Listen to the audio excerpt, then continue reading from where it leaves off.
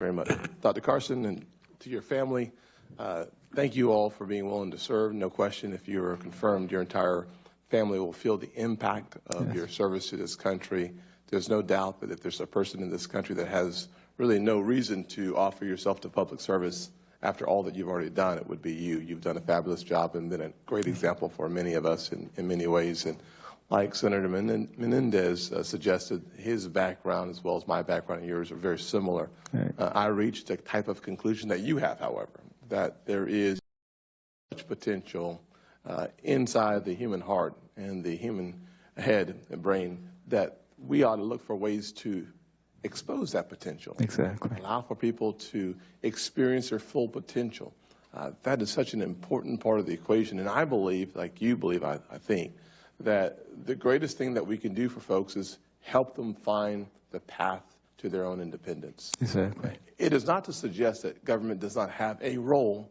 It is, however, to suggest that government does not have the role in someone's life. And I think that your life demonstrates that, as well as your answers to so many of the questions. I think it's been very important. I also want to thank you for your desire to do a listening tour.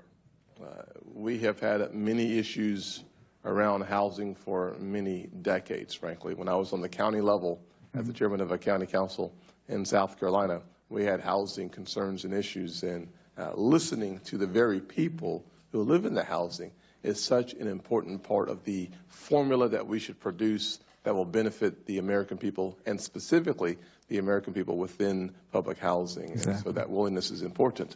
I wish that the outgoing administration had the same objective of listening. Even the senators would be kind of interesting. So I would encourage you to listen to the senators and folks who appoint you to the position at HUD.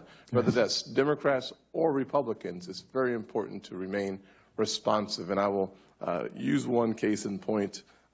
There was a housing tragedy in Florida where Marco Rubio and Senator Nelson spent an enormous amount of time uncovering the challenges and the lack of inspections in HUD housing. Mm-hmm. We invited HUD to participate in one of the hearings.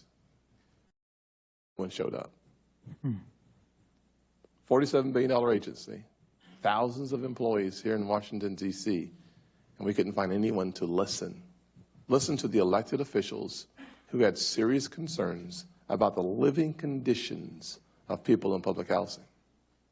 Not a single employee could find their way into the United States chambers. I can't imagine how that made them feel about their government, about their opportunities for success, about their opportunities to find the next rung on the ladder. I expect that under your leadership, the experience will be very different. Incredibly different than that. One of the things I found refreshing about your approach is indeed the notion of a fresh start in housing. Someone who holistically understands and appreciates the necessity of affordable, clean, stable housing as a part of that journey to the American dream. I would love to hear your thoughts on how you incorporate the holistic approach to the new opportunity that, if presented to you, you'll do a fantastic job.